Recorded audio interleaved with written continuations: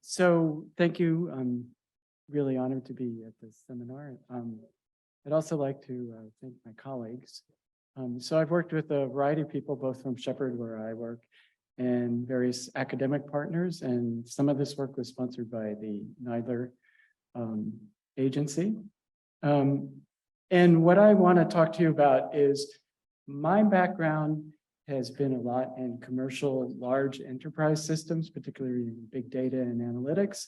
And I'd like to partially convince you, I hope, that we can repurpose a lot of commercial capabilities in our work, which is what we've been doing. So I'm going to talk to you a little bit about what we've put together, and then I'm going to show you some of the results we've had. But I'd like to begin with this, and I realize this is a very oversimplified and romantic view of what we're doing here, but in these novels, Isaac Asimov proposed that if we had enough data about enough people, we could kind of predict the future. So, well, we can't do that, but what I'm going to show you is some results that I find very surprising from my background as a cognitive scientist. And I found when I was so what I found when I was working as a cognitive scientist is it's pretty hard to predict individual behavior. But what we're going to show you, I think, is that we can show that we can predict engagement with rehabilitation programs. We can predict the engagement with these programs with pretty high accuracy. But to do this, what we did was we built out a platform using Azure, which is a offering from Microsoft, and I worked closely with Microsoft on these things, where we collect a lot of data from different sources, a lot of them from the wild. So this is the big data infrastructure we have. On the left side, we have high-speed data flowing in. This is coming from Fitbit watches. We also gather data from a number of applications, which I'll talk about a few of them in a minute. We can put them in a big data store. We can apply machine learning. We can do other kinds of fancy analytics using scale-out computing. So here's some of the applications we've integrated. We integrated an application that runs on a mobile phone where clinicians can deliver exercise programs to patients. We have collected over 4 million examples of these prescriptions being delivered and looked at the behavior that people, whether they comply with the prescriptions and how often they complete them. One I'm going to focus in on is a Flint FitMe gaming system, which was developed by the Flint company, which is started by Devin Renskmeyer, is also here. And lately, we've been integrating data from Fitbit. So the Fitbit provides an API, so we can actually just hit the API, and we've been doing that. That gives you things like heart rate every 5 seconds or steps. But we also have a custom app that runs on the Fitbit that forwards the sensor data off of the Fitbit. And we're sampling the sensors on the Fitbit every 10 seconds. 10 times a second, sorry. And then we're forwarding that into the big data infrastructure. So what can we do with this? So I mentioned this idea that we want to model people's engagement with rehabilitation programs that they've been given. It's really important that you stick with the exercises and perform them. So here's an example. We took the FitMe data, sorry. And we have a large collection of it over 2 years, many users, 2,000 users, et cetera. And we looked at the history of them interacting with this game.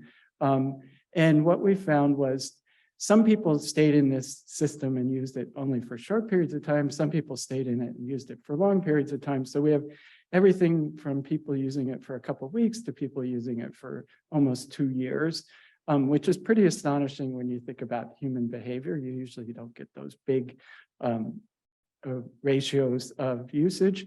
But if we adjust the time scale so that we know when people leave the game, we can normalize all their time in the game to unit time. And what we find is everybody follows the same trajectory, which you can see this decay curve is very predictable. So no matter how long you stay in the game, your engagement with the game will decay in a very predictable way. On the below this is some mathematical modeling that was done where we actually normalize both axes, and we can see that, there's different approaches to playing this. You can start off and use it a lot, or you can start off not using it much and then accelerate. And the best strategy turns out to be to be slow and steady, to be the person that kind of sits on that unit line. Here's another example, same data. The question I wanted to ask was, could I predict when people would leave the game and never come back? So since we collected years worth of data, we know when people leave and don't come back. And so I built a machine learner that would answer the question is, for a certain, if I give you, say, 7 days of practice, will you not return on the 8th day? Or if I give you 4 weeks of practice, will you not return after that? And we're able to predict those things with very high accuracy and performance. Here's another perhaps more interesting model where we ask the question, will people use this game enough to get a benefit? So we decided that you probably had to generate about 20,000 repetitions in the game. This was based on other literature, and of course it's just approximate, but you probably want to do about 20,000 repetitions to get some kind of benefit from using it. And what we were able to do is, by looking at just the first week of people's practice patterns, we can tell whether or not they're going to achieve that, and this is looking months into the future. So I also want to mention that we have an explanatory model, which is based on habit formation. There's a poster on it downstairs.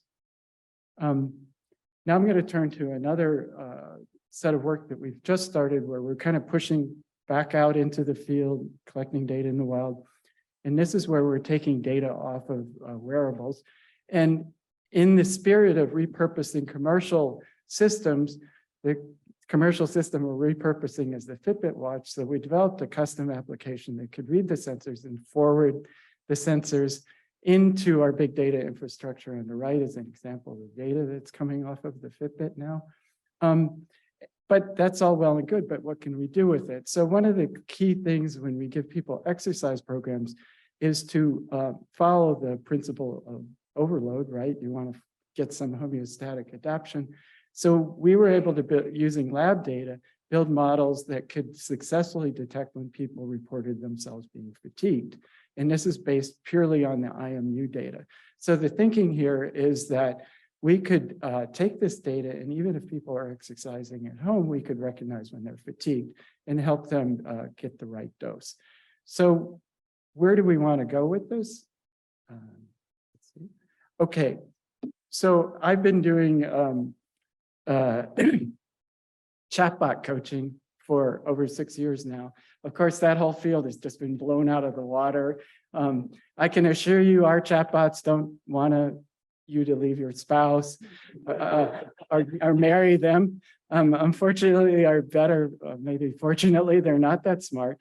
One of the chatbots I did was with a lab, Moss Rehabilitation Lab, around behavioral activation. This is configured by therapists. It gets people to get up and do things, which is an antidote to depression, which is frequently experienced after a brain injury.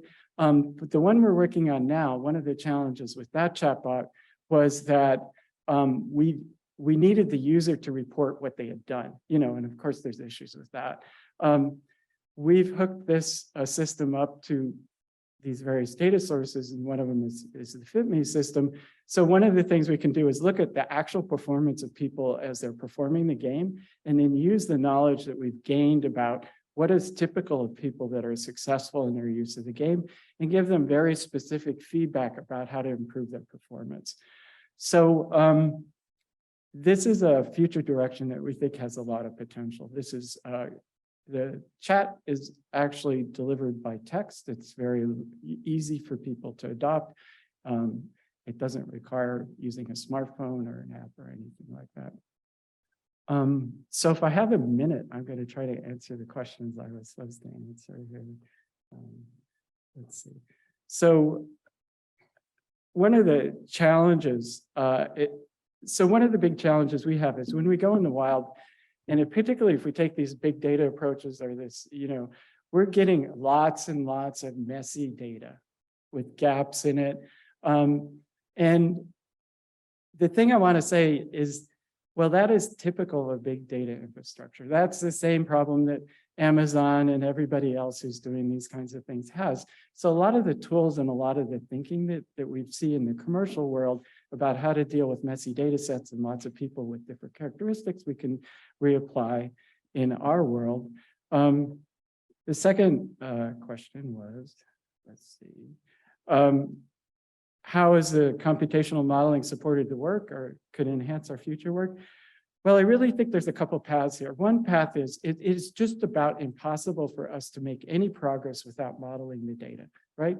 If you're getting thousands and thousands and thousands of accelerometer readings, how are you going to make sense of it? So we have to do some level of modeling and abstraction over it. One style is doing the machine learning sort of feature extraction, et cetera.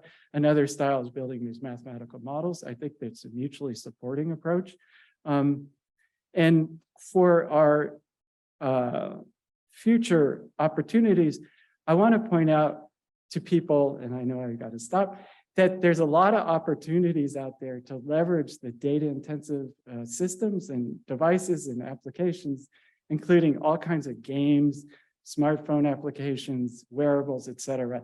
All of them have big data backends that we can leverage. So, thank you.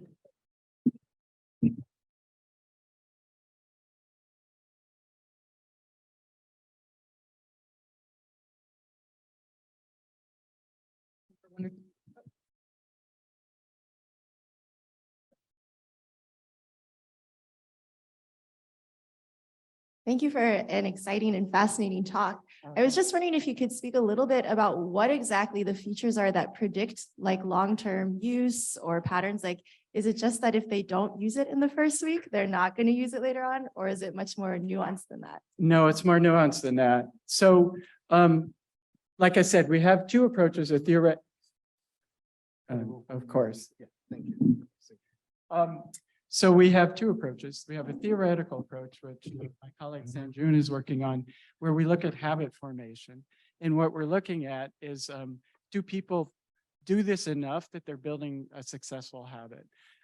We also have the machine learning approach, where actually the model is sensitive to things like how many reps you do, how long are the sessions, how frequently do you do it? So there's up to 5 features that are incorporated into the model.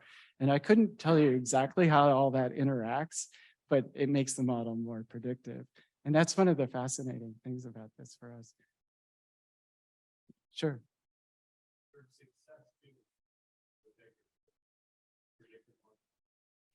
Yes, so that's one of the important results.